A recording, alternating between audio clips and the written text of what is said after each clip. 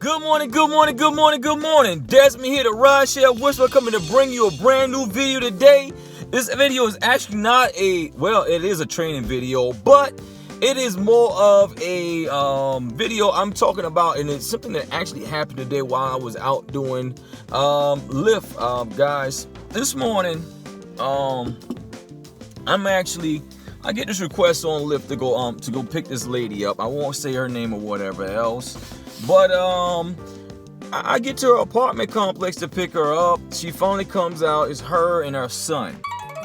And her son, that's my other phone giving off a notification. Her son may have been around the age of, I don't know, 8 or 9 years old, maybe 10 years old at the most. So I pull up in the parking lot. I'm sitting in the parking lot waiting for them to walk up to the car. She walks about halfway of the driveway, and then here comes her son with his backpack and his lunch bag walking up to my car. And like I told you guys before, when these people decide to request Ubers and Lyft for people to pick their kids up and they're not coming, I don't do it because it's against the law, guys. Riding unaccompanied minors, I'm gonna say this again for the people in the back. Riding unaccompanied minors are against the law, and it will get you deactivated super fast, guys. So just don't do it. So anyhow, back to the story at hand. So the kid comes up to my car, and I don't even like I always say, guys, when I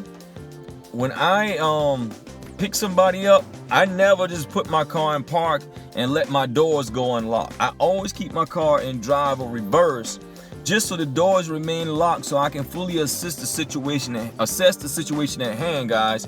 So the kid comes walking to my car. The mom's standing out there in the middle of the walkway instead of coming to the car.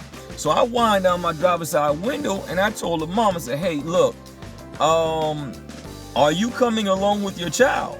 She says, "No, I'm not coming with my child." I said, "Well, look, I can't give your child a ride because it is against the law for us to take unaccompanied minors in ride shares, in Uber and or Lyft, guys." So you would think the mom would come back and say, "Okay, well then, I'll just have to set up to do a round trip, so you can bring me back," something of that nature. No, the mom says to me, "Well, I got to get my money back for this because, this is a waste of time and waste of trip. Other drivers do it." And see, that's the problem, guys. You have other drivers out there willing to risk a stream of income chasing a quick few bucks by doing something that's illegal, guys. Me, I'm not going to ever do it. Never, ever. Because not only, it's against the law, and of course you can get deactivated, but you can also get a lawsuit if something crazy happened, like an accident, or if this kid lies and says that you touched them inappropriately or whatever else. So anyhow, back to the story, guys. So I'm telling her, "No, I can't ride your kid. Now you have the option. You can always ride with me, and then we can do a round trip." She said, "So you mean to tell me I'm gonna have to pay money to come back?" I'm like, "Yeah, that's how it works. You want a round trip? I will take you and your kid.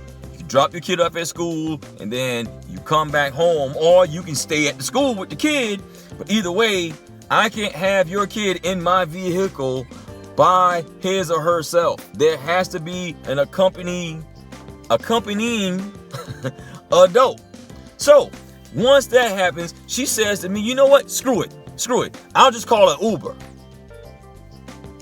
So I'm like, "Really? So you're gonna just totally negate the whole fact that I'm telling you that it's against the law to do this because other drivers have been doing it? You feel perfectly okay putting your pre-adolescent child in the car with a complete stranger?"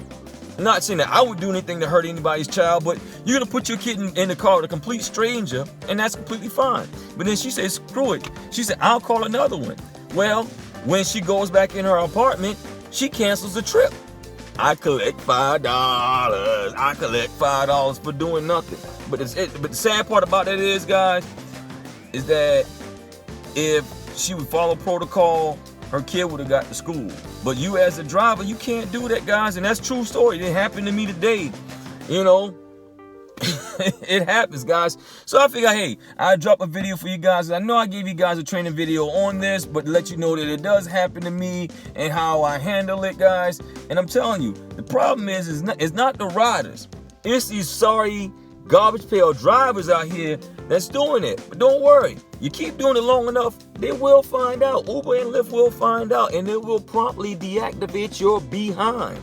Anyhow, guys, just wanted to give you this quick real life story of the Uber/Lyft driver and the stuff we go through on a day-to-day basis, guys. If you like this video, make sure you give me a thumbs up. Also, click the subscribe button on my channel. Better yet, after you click that subscribe button, click on the bell in the bottom right corner so you can get email notifications directly to your phone, your inbox, whenever I put out new content. And if you are currently an Uber Lyft driver and you sign up with the corporate and then sign up with another driver to get the bonus for driving, you can go to the links in the bottom of this below this video in the description to get signed up using the same information you signed originally, and you may get your bonus retroactively paid to you. And if you are a new Uber and Lyft driver looking to get signed up, you can go to those same links in the description under this video, sign up, drive enough rides, and they will kick you back a bonus just for going and making money anyway, guys. Anyhow, guys, this is Desmond the Rideshare Whisperer coming to bring you a true life story in the day and time of an Uber and Lyft driver, guys. I am out. Peace. And get your money. Bye-bye for now.